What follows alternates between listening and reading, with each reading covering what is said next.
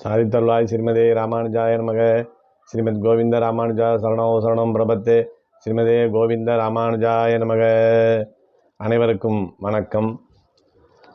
என் நெஞ்சம் மேயான் என் சென்னியான் தானவனை வன்னெஞ்சங் கீண்ட மணிவண்ணன் முன்னம் செய் ஊழியான் ஊழி பெயர்த்தான் உலகேத்தும் ஆழியான் அத்தியூரான் புள்ளையூர்வான் அணிமணியின் துத்திசேர் நாகத்தின் மேல் துயில்வான் மூர்த்தி மறைகாவான் மாகடல் நஞ்சுண்டான் தனக்கும் இறையாவான் எங்கள் பிரான் என்று ஆழ்வார்களாலே கொண்டாடப்பட்ட திருக்கட்சி என்று அழைக்கப்படக்கூடிய காஞ்சிபுரத்தில் எழுந்தருள் இருக்கக்கூடிய காஞ்சி வரதராஜனுடைய திரு அவதார தினம் வருகிற 9/5/2025 சித்திரையில் ஹஸ்தநஸ்தத்தில் வருகிறது.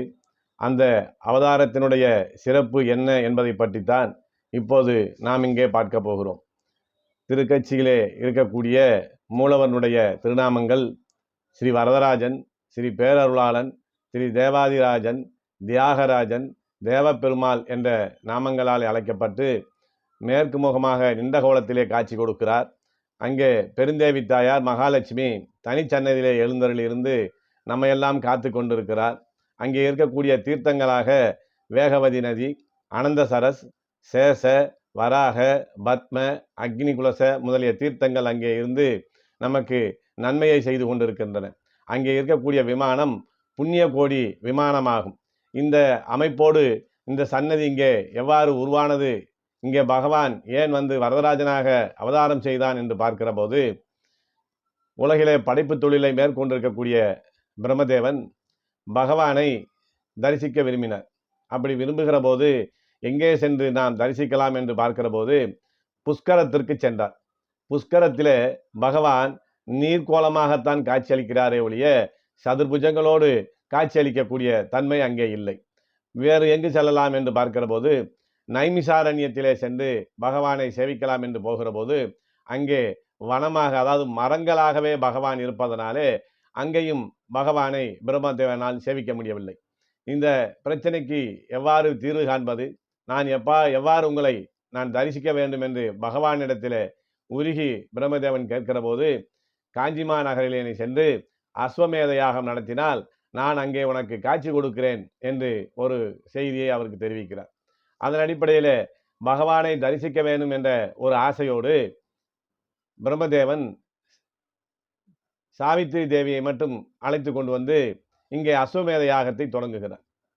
அப்போது அவருடைய சகபத்தினியான சரஸ்வதி தேவி நம்மை அழைத்து செல்லாமல் அவராக தனித்து சென்று இந்த யாகத்தை செய்கிறாரே என்ற பெரும் கோபத்தினால இந்த யாகத்தை தடை செய்வதற்கு என்னென்ன முடியுமோ அவ்வளவையும் செய்யலாம் என்று நினைவுபடுத்தி அந்த யாகம் செய்யக்கூடிய பகுதி முழுவதும் இருளடைந்து போகட்டும் என்ற ஒரு நிலையை ஏற்படுத்தினார்.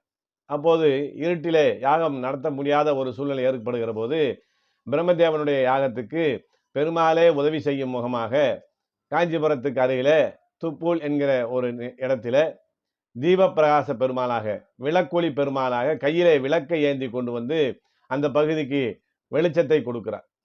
இந்த இடையூறிலிருந்து தப்பிவிட்டதனால மேலும் கோபமடைந்த சரஸ்வதி தேவி என்ன செய்கிறார் என்றால், பேய், பிசாசு, பூதகணங்கள் போன்றவற்றையெல்லாம் ஏவி அந்த யாகத்தை தடுப்பதற்குண்டான முயற்சியை செய்கிறார். அவ்வாறு அவரால் ஏவப்பட்ட பேய், பிசாசு, பூதகணங்கள் வருகிற போது பகவான் அட்டபயகரமாக 8 கரங்களோடு எழுந்தருளிருந்து அந்த பூதகணங்களை அனைத்தையும் கொன்று முடித்து யாகத்தை காத்து கொடுக்கிறார். இதனால மேலும் கோபமடைந்த சரஸ்வதி தேவி என்ன செய்கிறார் என்றால், யானைகளை நிறைய அனுப்பி அந்த யாகத்தை துவம்சம் செய்வதற்கு ஏற்பாடு செய்கிறார். அப்போது வேளுக்கை என்கிற இடத்துல நரசிம்மனாக வந்து அந்த யானைகளை எல்லாம் விரட்டி யாகத்தை காத்து கொடுக்கிறார் பெருமாள்.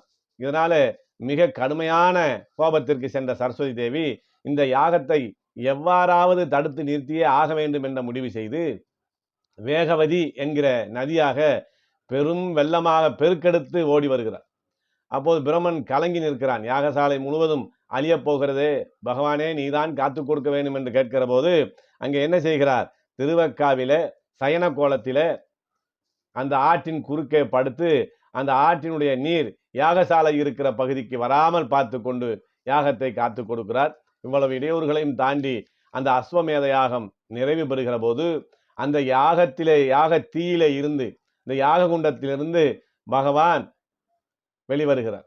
அப்படி வெளிவந்ததனாலே தான் இன்றைக்கும் காஞ்சிபுரத்தில் இருக்க உற்சவ பெருமாளுக்கு முகங்களிலே அந்த தீப்புண்பட்ட தழும்போடு தான் காட்சி கொடுத்து கொண்டிருக்கிறார்.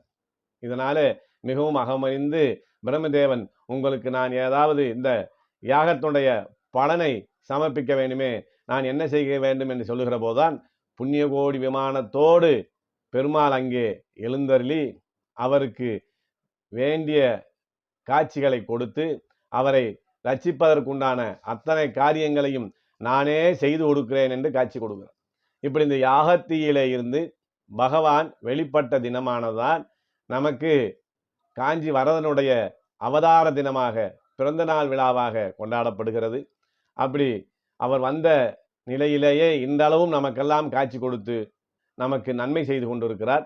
அந்த புண்ணிய கோடி விமானத்தோடு வந்த பெருமாள் என்ன சிறப்பு என்று நாம் பார்க்கிற போது, அங்கே ஒரு புண்ணியத்தை காஞ்சி சேத்திரத்தில் இருந்து நாம் செய்தோமானால் அது கோடி புண்ணியங்களுக்கு சமமாக நமக்கு நன்மையை கொடுக்கும் என்பதனாலே அந்த புண்ணிய கோடி விமானத்தோடு அங்கே பகவான் காட்சி கொடுத்து கொண்டிருக்கிறார். அங்கே மிகப்பெரிய ஒரு சிறப்பு என்ன என்று பார்க்கிற போது, பகவான் அந்த குன்றின் மீது காட்சி கொடுக்கிறார். அங்கே செல்கிற போது 24 படிகளை கடந்துதான் நாம் செல்ல வேண்டிய ஒரு நிலை இருக்கிறது. அந்த 24 படிகளும் எதை குறிக்கிறது என்று சொல்லுகிற போது, வைணவத்திலே சொல்லக்கூடிய தத்துவங்கள் 26 என்று சொல்லுகிறார்கள். அதில் 24 தத்துவங்கள் பஞ்சபூதங்கள் 5, ஞானேந்திரியங்கள் 5, கர்மேந்திரியங்கள் 5, தன்மாத்திரைகள் 5, மனம், மகான், அகங்காரம், மமகாரம் ஆகிய இவைகளெல்லாம் சேர்ந்து 24 படிகளாக அங்கே இருக்கிறது.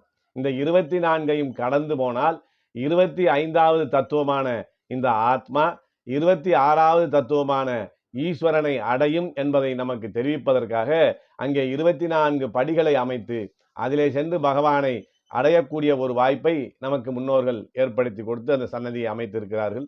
இந்த சன்னதிக்கு மேலும் ஒரு சிறப்பு என்ன என்று நாம் பார்க்கிற போது, ஆனந்த சரஸ் என்று சொல்லப்படக்கூடிய அந்த திருக்குளத்திலே அத்தி மரத்தினாலே செய்யப்பட்ட பெருமாள் அங்கே நீருக்குள்ளே வெள்ளிப்பெட்டியிலே வைத்து வைக்கப்பட்டிருக்கிறார். 40 ஆண்டுகளுக்கு ஒரு முறைதான் பெருமாள் அந்த நீரிலே இருந்து வெளியே எழுந்தருள பண்ணி சன்னதியில் இருக்கக்கூடிய வசந்த மண்டபத்திலே 48 நாட்கள் பக்தர்களுக்கு காட்சி கொடுக்கிறார். முதல் 24 நாட்கள் சயன கோலத்திலும், இரண்டாவது 24 நாட்கள் நின்ற கோலத்திலும் இருந்து பக்தர்களுக்கு சேவை சாதித்துவிட்டு மீண்டும் அந்த வெள்ளிப்பெட்டியிலே எழுந்தருள பண்ணி அந்த அனந்த சரஸ் தீர்த்த குளத்திலே சென்று அவரை ஏல பண்ணக்கூடிய ஒரு நிலை இன்றளவும் அங்கே சிறப்பாக இருக்கிறது. 40 ஆண்டுகளுக்கு ஒரு முறைதான் அவரை தரிசிக்க முடியும் என்கிற ஒரு நிலை இந்த சன்னதியிலே இருக்கிறது. மேலும் காஞ்சிக்கு ஒரு சிறப்பு என்ன பார்க்கிற போது, வைகாசி மாதத்திலே நடக்கக்கூடிய பிரம்மோற்சவம் மிக சிறந்த ஒரு பிரம்மோற்சவமாக கொண்டாடப்படுகிறது. வைணவ திவ்ய தேசங்கள் என்றாலே கட சேவைதான் சிறப்பு. அதிலும் காஞ்சிபுரத்திலே கட சேவை என்பது மிக மிக ஒரு சிறப்பாகவே அங்கே கொண்டாடப்பட்டு கொண்டு வருகிறது.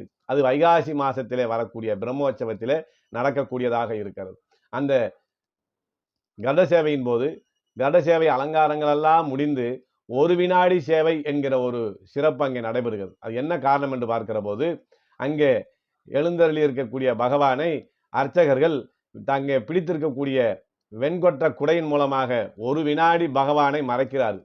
அந்த ஒரு வினாடியில் என்ன நடக்கிறது என்று பார்க்கிற போது, இந்த கருட சேவையை சேவிப்பதற்காக சோளிங்கரிலிருந்து தொட்டாச்சாரியர் என்கிற ஒரு வைணவ பக்தர் வருடந்தோறும் வந்து பகவானை தரிசிக்கிறார். அந்த வருடத்திலே வராமல் போன ஒரு காரணத்திற்காக அவருக்கு காட்சி கொடுப்பதற்காக அந்த ஒரு வினாடி பகவான் மறைக்கப்பட்டு அந்த ஒரு வினாடியில அங்கே தொட்டாச்சாரியருக்கு கருட சேவையை காட்சி கொடுத்து விட்டு இங்கே வந்து விடுகிறார் என்ற ஒரு ஐதீகம் இன்றளவும் கடைபிடித்து கொண்டு வரப்படுகிறது. இது அங்கே ஒரு இருக்கக்கூடிய சிறப்பு. மற்றும் ஒரு சிறப்பு என்ன என்று நாம் பார்க்கிற போது, அங்கே தங்கப்பள்ளி, வெள்ளிப்பள்ளி பள்ளிகள் அங்கே அமைக்கப்பட்டிருக்கிறது. அதை தொட்டு சன்னதிக்குள்ளே சென்று அதை நாம் தொட்டு வணங்கினோம் என்றால் நம்மிடம் இருக்கக்கூடிய தோஷங்கள் அனைத்தும் நீங்கும் என்கிற ஒரு நம்பிக்கை அங்கே நடைபெற்று கொண்டு வருகிறது. ஏனென்று பார்க்கிற போது, கொங்கண தேசத்திலே சிருங்கிபேர முனிவர் என்ற ஒருவர் இருந்தார். அவருக்கு 2 மகன்கள், ஹேமன், சுக்லன் என்ற 2 மகன்கள் இருந்தார்கள். இவர்கள் கௌதம முனிவரிடத்திலே சிஷ்யராக சேர்ந்து வேத பாடம் கற்றுக்கொண்டு வருகிற நிலையில அவர்களுக்கு இடப்பட்ட பணி தினந்தோறும் ஆசிரமத்திற்கு தேவையான தண்ணீரை கொண்டு வந்து சேர்க்க வேண்டும் என்பதாகும். அவ்வாறு தண்ணீரை கொண்டு வருகிற போது ஒரு நாள் இருவர் எடுத்துக்கு வந்த அந்த குடத்திலும் பல்லிகள் இருந்ததனாலே கோபமுட்ட கௌதம முனிவர் இருவரும் பள்ளியாக போக கடவது என்று சாபமிட்டு விடுகிறார். சிருங்கிபேர முனிவர் தன் மகன்கள் செய்த தவறுக்காக ஒரு விமோச்சனம் தர வேண்டும் என்று கேட்கிற போது காஞ்சிபுரத்திலே வரதராஜரை சென்று சேவித்தால் உங்களுடைய சாப விமோச்சனம் ஏற்படும் என்பதை தெரிவிக்கிறார். அவ்வாறே அந்த இருவரும் பல்லி உருவத்திலேயே சென்று பகவானை சேவிக்க அவருடைய சாபம் நீங்கி அங்கே பரமபதத்தை அடைகிறார்கள். அப்படி போகிற போது பகவான் சொல்லுகிறார், நீங்கள் பல்லி ரூபத்திலே இருந்து என்னை வணங்கி இங்கே சாப விமோச்சனம் பெற்று தோஷம் நீங்க பெற்றதனாலே உங்களுடைய இந்த சரீரமாக பல்லியினுடைய உருவத்தினோட தங்கத்தாலான ஒரு பல்லியும் வெள்ளியினால் ஒரு பல்லியும் அமைக்கப்பட்டு இதை யார் தொட்டு வணங்குகிறார்களோ அவர்களுக்கு சகல தோஷமும் நீங்கும் என்கிற ஒரு நல்ல செய்தியும் பகவான் சொன்னதனாலே இந்த சிறப்பும் அங்கே தொடர்ந்து நடைபெற்று கொண்டு வருகிறது. ஆக எல்லா விதத்திலும் மேன்மையோடு சிறப்போடு விளங்கக்கூடிய இந்த காஞ்சி வரதராஜனுடைய சன்னதியில காஞ்சி வரதர் அவதரித்த தினமான சித்திரையில் ஹஸ்த நட்சத்திரத்தன்று நாம் எல்லோரும் காஞ்சிபுரத்திற்கு சென்று காஞ்சி வரதனை வழிபட்டு கேட்கக்கூடிய வரங்களையெல்லாம் வணங்கக்கூடியவனாக வரத ராஜனாக இருக்கக்கூடிய அந்த பெருமாளை வணங்கி நல்கதி அடைவோம் என்று கேட்டு நிறைவு செய்கிறேன். ஸ்ரீமதே ராமானுஜாய நமக.